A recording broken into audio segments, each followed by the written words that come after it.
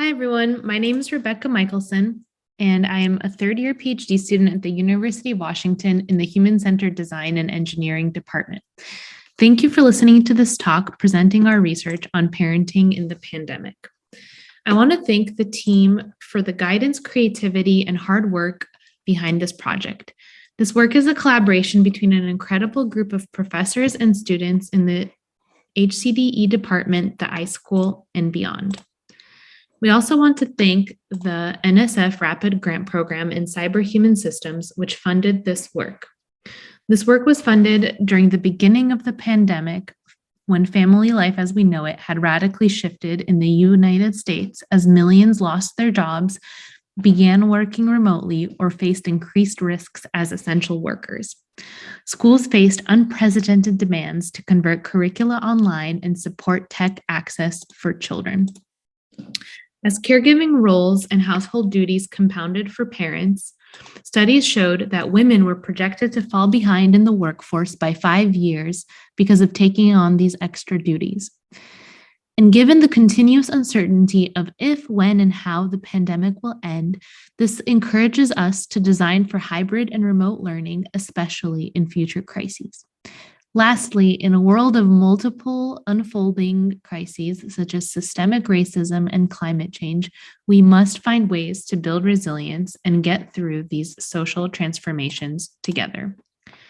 As such, our study focused on 3 main research questions about the evolving roles of parents, how technology was adapted for their needs, and the potential solutions that families had envisioned.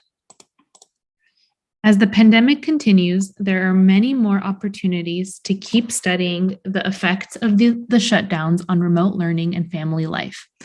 Our particular study recruited families at the beginning of the pandemic to understand how and why certain technologies were used and how they could be improved. To inform our study, we leaned on theories that helped us understand how families consume media together, how informal learning and cultural learning informs youth development, how families build resilience through reflection and meaning making, and how extending connections from outside of one's social network can lead to more growth and learning. With the exception of learning from homeschooling communities, the closest equivalent to online learning in COVID may be the research in online education during pre-COVID times. While online learning opportunities have been around for many years, there is little to no research on the family impact on supporting online learning for children. Our primary method was the asynchronous remote community approach developed by McLeod et al. In 2016. These communities can be built on Facebook groups, Discord channels, and anywhere online conversations can happen between group members. In our study, we used the communication platform Slack. ARCs are an effective way to connect people across time zones while also building mutual solidarity on stigmatized issues. By facilitating online conversations, such as through prompts and activities, ARCs can foster relationships and offer learning through reflection. We recruited families through a link in a university press release, neighborhood forums, researchers' social networks, and family-focused nonprofits. Though the study was directed to families, few caregivers besides parents completed the screener. Consent forms were signed for any participating family member, and one parent from each household was the primary online participant in the Slack group who gathered input from other family members. Every participating family had at least one child who was 3 to 13 years old, aka preschool through 8th grade. Our 3 study groups were divided accordingly. Group A had the most socioeconomic diversity, Group B focused on single parents, and Group C's parents had family incomes in the lower half of our survey respondents, as well as one or few Wi-Fi enabled devices in the home. The overall compensated exploratory study unfolded over 10 weeks, and we asked families to reflect on their experiences from a holistic perspective, from reflections on daily interactions with tech to mapping their information and resource systems. Each weekly prompt was intended to take 20 minutes or less for a family to complete per week, and they were encouraged to interact with each other on Slack. The study prompts were divided into 3 phases of first understanding parents' needs, then refining their problem statements and naming their assets, and lastly, co-designing solutions. This was a substantially large data set.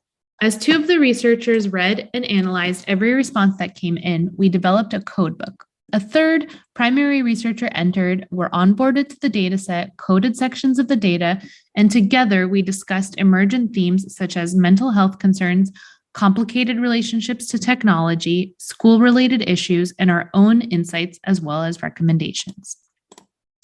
As families made introductions during the first week of the study, we asked them to share reflections from their initial transition to schooling during the pandemic. One parent shared this advice, which included asking her child to be part of the daily schedule planning, focusing attention on areas where the child needed the most help rather than doing all of the schoolwork that was sent from home, and reminding herself that imaginative play and life skills were just as important as academic learning. In the second week of the study, we did a diary study, which asked families to share their experiences with technologies. Negatively reflected on technologies included Google Classroom and Zoom, while positively rated technologies included Khan Academy and Facebook Messenger for kids. In top findings from the diary studies, we heard about issues like screen time overwhelm and difficulties managing multiple platforms for schooling. Let's dive in with some of the reflections on what worked well for family-friendly technology. When parents expressed excitement for certain tech, they typically commented on positives like quality content, educational materials, tech that was easy for kids to use independently, and the opportunity for kids to build skills such as reading and creative confidence. The following week, we asked about different issues so that families can rank the top concerns that they faced. To help families reflect on their assets and the gaps during COVID, we asked them to map out resources available to them. One parent shared that the exercise also really highlighted the lack of backup childcare. This was particularly a concern where if a parent or extended family member were to get sick, they had deep concerns about where they could find reliable childcare. In week 5 of the study, we took a collective pause for both study organizers and research participants to have space for reflection, solidarity, rest, and whatever else was needed during the peak of nationwide Black Lives Matter protests. Over the course of the 10-week study, we found several parent roles that emerged and their respective pain points. These include parent as provider, parent as school administrator, parent as tech support, and parent as media and fun curator. Let's dive in.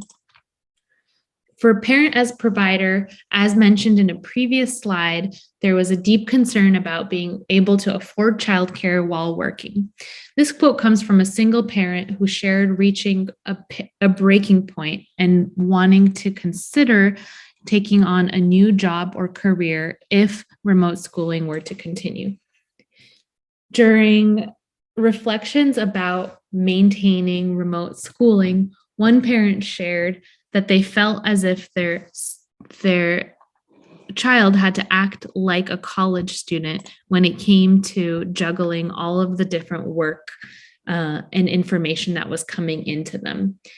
If I can't simply manage reading all the different emails from the teachers, how am I supposed to expect my kid to stay on top of everything? So parents really had to jump in and mediate online learning.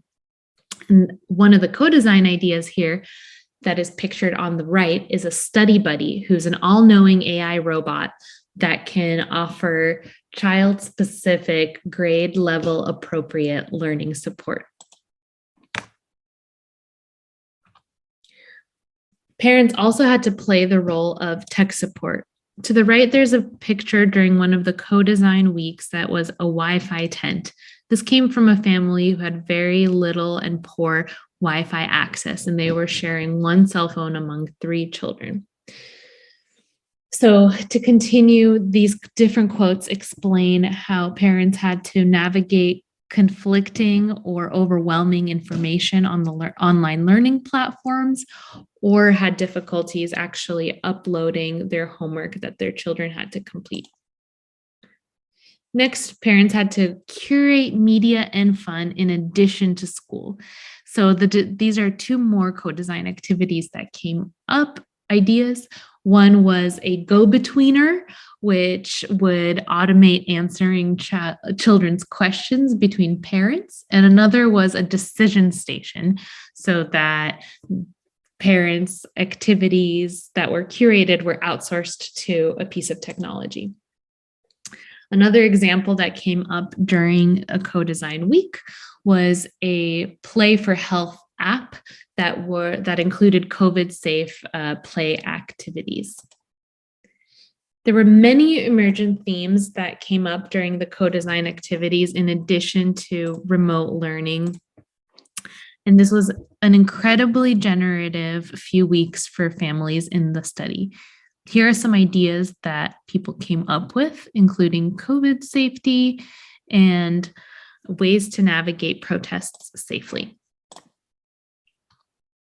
A few limitations in our study included that there could have been more intentional and targeted study participation, especially from diverse family settings like divorced parents, military families, or foster care families. And future studies could go deeper with a more limited focus, such as only focusing on remote learning, mental health support, or screen time concerns. Some of our takeaways include designing for remote learning research in a way that includes parents and caregivers as a critical part of the learning team, designing for hybrid online or in-person settings, and designing channels for communicating families' unique needs. While taking into account these different takeaways, we also uncovered several design tensions, such as families' desire for structure versus flexibility, wanting child autonomy versus parental supervision in online learning, designing new technology versus curating existing resources, focusing on teachers versus also supporting parents as educators, and of course, focusing on solutions versus structural changes, such as affordable childcare and other kinds of social services. Thank you so much. If you have any questions, please feel free to email me at rem23@uw.edu. Thank you.